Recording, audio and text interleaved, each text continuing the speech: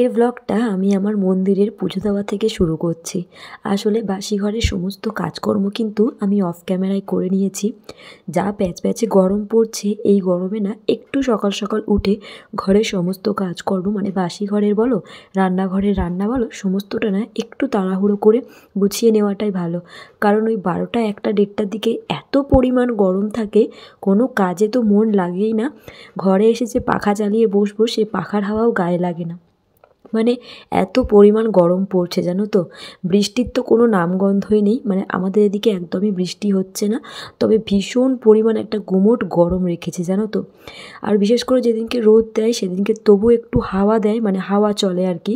আর যেদিনকে রোদ না দেয়, মানে একদম মেঘলা হয়ে দেয়, সেই দিনকে এত পরিমাণ একটা গুমসুমি গরম রাখে যে মনে হয় দম এই বন্ধ হয়ে গেল জানো তো, এত পরিমাণ কষ্ট হয়। এবার দেখো, অনেকেই বলে যে তোরা তো ঘরে থাকিস, ঘরে আর কিসের কষ্ট, গরমটা কি করে বুঝবি। হ্যাঁ, হয়তো আমরা সেই পরিমাণ গরম বুঝতে পারি না, তবে জানো তো সত্যি কথা বলতে আমরা না একটু হলেও গরম বুঝতে পারি। মানে হয়তো বাইরে ঘাটে কাজ করলে এর থেকে আরও পরিমাণ বেশি গরম থাকে, কিন্তু তবু ঘরেতে না যদি 12টা 1টার দিকে রান্না করো, বাসন মাজো, কাপড় কাচো, তাহলে এত গরম লাগবে মনে হয় যেন সব কাজ ছেড়ে না একটু পাখার তলায় কিংবা ঠান্ডা হাওয়ার তলায় গিয়ে বসি। এবার ওই টাইমে না তুমি বাইরেও বেরোতে পারবে না, এত পরিমাণ কড়া রোদ থাকে। এই আর কি, মানে গরমে বলতে পারো প্রাণ যায় অবস্থা, এত পরিমাণ গরম পড়ছে। আমরা তো এখানে সবাই বলছি যে বৃষ্টি হোক, মানে এখন একটু এত পরিমাণ গরম আর নেওয়া যাচ্ছে না জানো তো। যাই হোক, চলো আগে ইন্ট্রোটা দিয়ে নিই। Har Har Mahadev. Hello everyone, good morning. আমার আবারও একটা নিউ ব্লগে তোমাদের সবাইকে জানাই অনেক স্বাগত আর অনেক ভালোবাসা। যে যেখান থেকে আমার এই ব্লগটা দেখছো, আশা করছি সকলে খুব ভালো আছো, সাথে সুস্থ আছো। আর আমরাও না ভগবানের নাম নিয়ে বেশ ভালো আছি। তো এখন ঘড়িতে বাজে ওই তোমার 9:30 থেকে 10:45 এরকমই হবে। তো এখন থেকে তোমাদেরকে সাথে নিয়ে আমি আমার ব্লগটা স্টার্ট করলাম। আশা রাখছি ব্লগটা কিন্তু তোমাদের বেশ ভালো লাগবে। তো অবশ্যই বন্ধুরা পুরো ব্লগটার সাথে থেকো। তো আজকে তো ফুল দিয়ে পুজো দিলাম, দেখতেই পারলে। আর যেদিন যেদিন ফুল দিয়ে পুজো দেওয়া হয়, আমার মন্দিরটা এত পরিমাণ জল করে যে কি বলবো জানো তো, চোখ ফেরানো যায় না। মানে ঘরের ওই যে কর্নারটা, মানে মন্দিরের দিকটা এত পরিমাণ ভালো লাগে। ফুল, তারপর তোমার প্রদীপ জ্বলে, ধূপ জ্বলে, এত ভালো লাগে কি বলবো।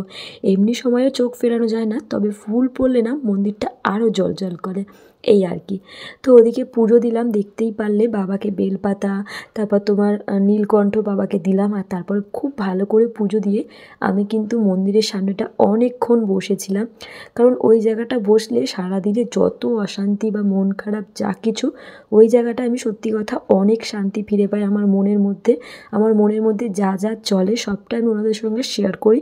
তোমাদেরকে এর আগের ব্লগেও বলেছি, জানো তো মনের বিশ্বাস হচ্ছে সব কিছু। তুমি যদি মনে করো তেনারা আছে, মানে ওনারা আছে, তাহলে আছে। যদি মনে করো যে শুধুমাত্র মূর্তি, তাহলে মূর্তি। আমার কাছে না ওনারা খুব ভালো একটা বন্ধু আমার। মানে আমি সব কিছু শেয়ার করি, মানে মন খারাপ ভালো লাগা সব দিক, ভালো দিক খারাপ দিক সব কিছু। ওই কিছুক্ষণ হলেও আমি মন্দিরের সামনে বসি। তারপরে এলাম রান্নাঘরে। পাগলা দেখো না কত মাছ নিয়ে এসেছে, মানে একটু মাছ আনতে বললে অনেক মাছ নিয়ে আসে জানো তো।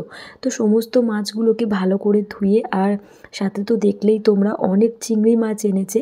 এখন না ওগুলোকে কাটা বাছার আর সময় নেই, কারণ চিংড়ি মাছ ছাড়াতে আমার অনেকটা সময় যায়। ওই যে চিংড়ি মাছের ভেতরে যে কালো যে শিরাটা হয়, সেই শিরাটাকে ফেলতেই তো প্রায় অর্ধেক সময় চলে যায়। সেই কারণে ধুয়ে ধায়ে রেখে দিয়েছি। সন্ধ্যের টাইমে আমি এক্সট্রা অনেক কাজ করি, তো ভাবলাম সন্ধ্যেবেলায় এটা করে নেবো। এখন হাতে অত সময় নেই, আর সত্যি কথা বলতে গরমে আর পারাও যাবে না জানো তো।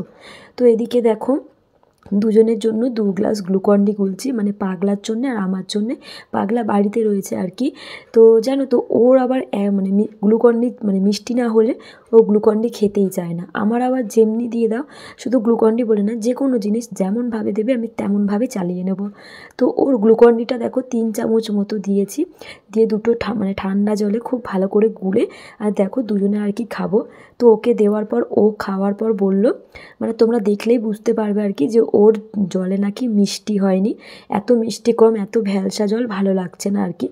তো যাই হোক, সবে আমি আর কি খেতে যাব, তো বললো একটুও মিষ্টি হয়নি। তোমরা নিশ্চয়ই দেখলে 3 চামচ কিন্তু ওটাতে দিয়েছি, তাও মিষ্টি কম। অতিরিক্ত মিষ্টি খায়, তবে তেতো কিন্তু একদম ছোঁয় না পাগলা।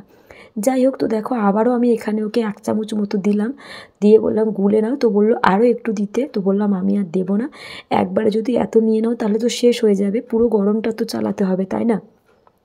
তো যাই হোক, এখানে 2 গ্লাস গ্লুকন-ডি খুব ভালো করে গুলে এখন একটু পাখার তলায় বসে রেস্ট নেবো। রান্না কিন্তু এখনও কিচ্ছু হয়নি, শুধু মাছ টাছগুলোকে ধুয়েছি, বাসি ঘরের কাজকর্ম করেছি, স্নান পুজোটা করেছি। আর তোমার সবজি আনা রয়েছে, সবজিগুলোকে সব আর কি প্যাকেট থেকে বার করব, করে তারপরে কি বলো তো, প্যাকেটগুলোকে একটু রোদ খাওয়াবো। মানে এই যে সবজিগুলো আনা হচ্ছে না, এই সবজিগুলো যদি প্যাকেট শুদ্ধই একদম ফ্রিজে রাখা হয় 2-4 দিন ভোর, তাহলে আস্তে আস্তে পচতে শুরু করবে। তাই জন্য যখনই সবজি আনে আমি কিন্তু এরকম বারান্দায় পুরো ঢেলে দিই। তারপরে আলাদা আলাদা প্যাকেটে, সবটা এক জায়গায় করি না, সমস্ত সবজি কিন্তু আলাদা আলাদা প্যাকেট করে তারপরে আমি ফ্রিজে রাখি। আর সেটা আবার 2 দিন ছাড়া সব কিন্তু প্যাকেটগুলোকে আবার চেঞ্জ করি। তো এদিকে দেখো টমেটো, তারপর তোমার ভেন্ডি, ধনেপাতা, অনেক কিছু আনা হয়েছিল, আর এই যে সব প্যাকেটগুলোকে আমি এখানে রেখে দিয়েছি। এরকম করলে না সবজিগুলো বেশ ভালো থাকে, জানো তো, এই আর কি। আর এই সবজির যত প্যাকেট বা তোমার বাজার করা যত প্লাস্টিক থাকে সব আমি রেখে দিই, এই সবজির জন্য লাগে, জানো তো। যাই হোক, তো এদিকে দেখো এই যে চিংড়ি মাছ, অল্প চিংড়ি মাছ দিয়ে কুমড়ো, সজনে ডাঁটা দিয়ে একটু তরকারি টাইপের করে নিচ্ছি। তো তো আজকের মতো এই পর্যন্তই ব্লগটা। দেখা হচ্ছে নতুন আবারও একটা ব্লগে। আর বন্ধুরা, ভীষণ পরিমাণ ঠান্ডা লেগেছে, আমি কথা বলতে পারছি না, তাও তোমাদের সঙ্গে কিন্তু আমি ব্লগ শেয়ার করছি। কথা না বললেও তো কীভাবে ব্লগটা শেয়ার করব বলো? তো সেই কারণে কাস্তে কাস্তেই আমাকে ব্লগে ভয়েস দিতে হচ্ছে। তো তোমরা প্লিজ একটু ভুল ত্রুটিগুলোকে ম্যানেজ করে নিও। তো দেখো সমস্ত কাজ সেরে কিন্তু দুপুর টাইমটা একটু ঘুমিয়ে এই বিকেলবেলা উঠে এখন একটু টক দই খাচ্ছি। আর সত্যি কথা, আমি একদম কথা বলতে পারছি না। যাই হোক, আজকের মতো টাটা।